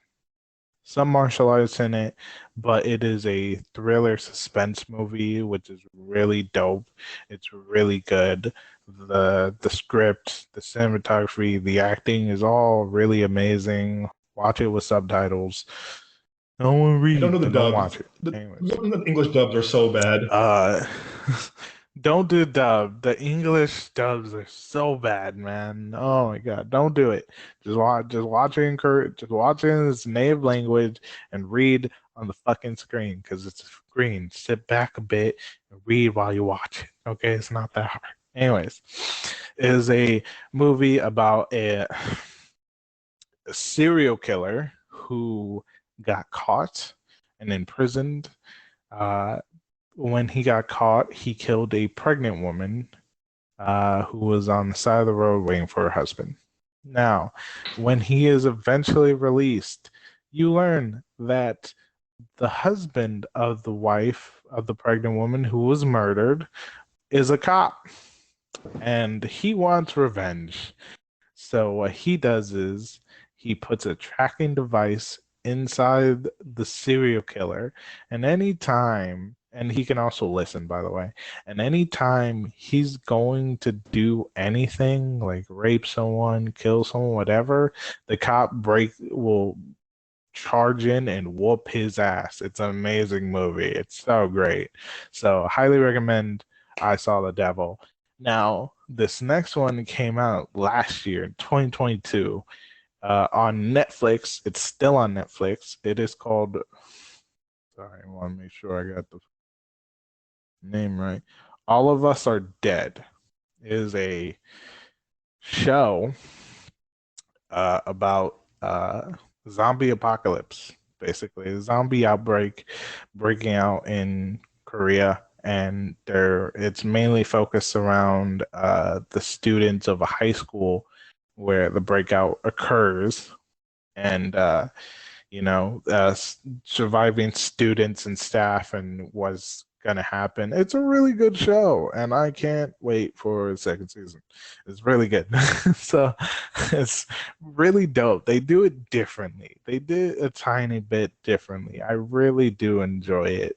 The characters are great and just sort of how they do it. And I'm pretty sure it's based off of like a manga or like something like that. So highly recommend. Really, really good. So again, I Saw the Devil and the show All of Us Are Dead. The show's on Netflix, and I Saw the Devil. I believe you can rent or buy it off of Amazon, but I think it's Prime on Video for free if you have Prime Video. Yeah. Oh yeah, dude. Yeah, you can, right? Yeah, it's on Prime, Tubi, Voodoo. Everything. Like Damn. it's Crackle, on a lot of Hulu, things. Look it Plex. up, check it out. Great fucking dude. Fucking Asian foreign movies you can Also anywhere, my guy. Main actor oh my God, in I Saw the Devil is a very good actor. He was in that you know what? Say what you will. He was good in those G.I. Joe movies. He was Storm Shadow in the G.I. Joe movie. He played Snake? Oh, Yes. Also, that guy. Fuck. Yeah, he's a great actor. Highly recommend watching that film because really good he actor. brings the emotions. You fucking feel it in your heart. Really good actor. He was also really good in the movie. Also in that very underrated Definitely check it out. Magnificent Seven remake with Denzel and Chris Pratt. Ever see that? The movie's underrated AF. Yep. He's the guy with the sword? Oh shit! That's crazy. 3 Rocks. He really branched out, so man. underrated. Holy shit, man. He's dope. Definitely gotta love him. Plus, for people who don't really give a shit about movies and just want to see attractive actors, he's a very pretty actor. Oh, he definitely is. Dude, he's so good. He's very attractive. He's so very attractive in so many ways. He's great. He's great in every movie I've seen him in. So definitely check him out. Give him some love. Watch the film. It's really good. Back in 2010, by the way. Back in 2010. So this movie is 13 years old, and it is still fucking good. It's amazing. Holy shit. So definitely check that out. All right. Doug, why don't you plug us once again and plug yourself. As always, thank you guys for listening so much. Again, this was episode 7 of the Genre of Your Life podcast. I hope you enjoyed. If you did enjoy, please give us a like and subscribe. We're on Amazon, Amazon Music, Apple Podcasts, and Spotify, or wherever you can find podcasts. Again, social media, you can find the show and our company, Midway Avenue Productions, at Midway Avenue Productions at Instagram and TikTok. Like I said, TikTok, I'm trying to grow the TikTok. We're trying to get some recognition. We're trying to get some screening passes to be official critics. So that'll help us a lot if you follow us on TikTok and on Instagram as well. Midway Avenue Productions. I'm always posting updates. I'm always posting videos now on TikTok to get some the fan base going. You can find my personal. You can find me at the Young Jones on Instagram, on Twitter. Basically just Spider-Man memes on Twitter, but it's my username is @Capri _SON on Twitter. And yeah, Joel. I really don't use Instagram. The place you can find me on is Twitch.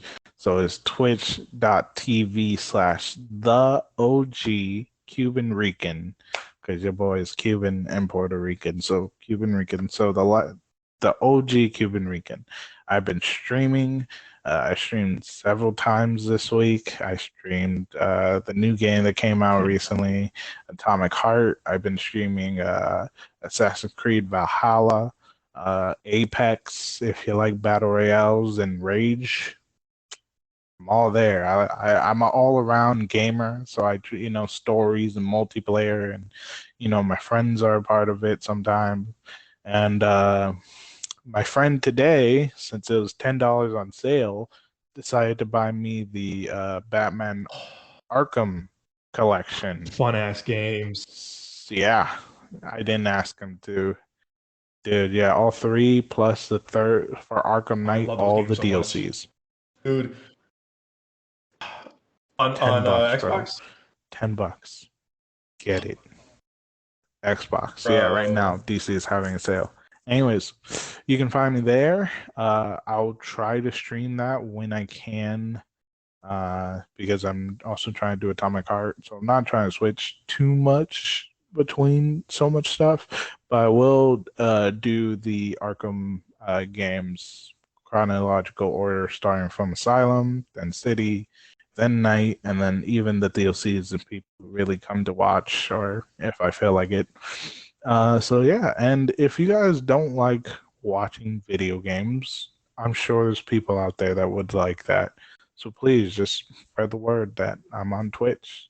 I'd really love to, grow big there and to, grow the podcast and do both streaming and being a critic. So yeah, give your boy some love. I think spread the word. We should do a Twitch live stream when we both get a Hogwarts Legacy on the page. That would be fire. I'd love that. Let's do it. I'm down. I'm fucking down, my guy. Let's do it. But I don't think we can play together, but we'll talk. Oh, we can't do multiplayer? It'll mainly just be my own thing. Unless you make it. No, I don't think Hogwarts is multiplayer. Oh man, I've been lied to. It's a story game. No, I don't think so. Oh man, I don't think so. I thought it was multiplayer. Oh, yeah, you're right. You're right. I mean, how down the road they're gonna be like a multiplayer, like, There's probably gonna be like a battle like thing because we still do a joint Twitch because they do the wand battle. Yeah, you can talk while I'm like gaming, and you can watch and we should do that. Commentate. Or you can play at the same time, and they'll just watch my stream. Yeah, you could just talk while we both game and make our characters and shit. And both do a Star Wars night too. Star Wars Battlefront night. Oh yeah, we do play Star Wars Battlefront as well, and we do enjoy that game. So yeah, I've also streamed a few times Left 4 Dead 2 and Payday 2. And Payday is gonna come out like a year or two later with Payday 3. So, in the future, check me out. But yeah, no, I try a game with my friends and also by myself, and try it. Yeah. So, and again, residential nerd. I'll talk about anime, video games, comic books, TV shows, movies, whatever you want to talk about. I'm always down. So please come by, give me love, follow me, and eventually when I get to it, subscribe to me. Oh yeah. But yeah, that's where you can find me. Anyways, thank you so much for joining us on our audio adventure through our rambling of movies and TV shows in the entertainment industry. Hopefully you enjoyed it, and we can either have taught you something or just piqued your interest in a sort of way. Again, thank you so much. I'm Joel. That is Doug, and we hope you join us. Until next time, guys. Thanks for listening. Thank you. Bye.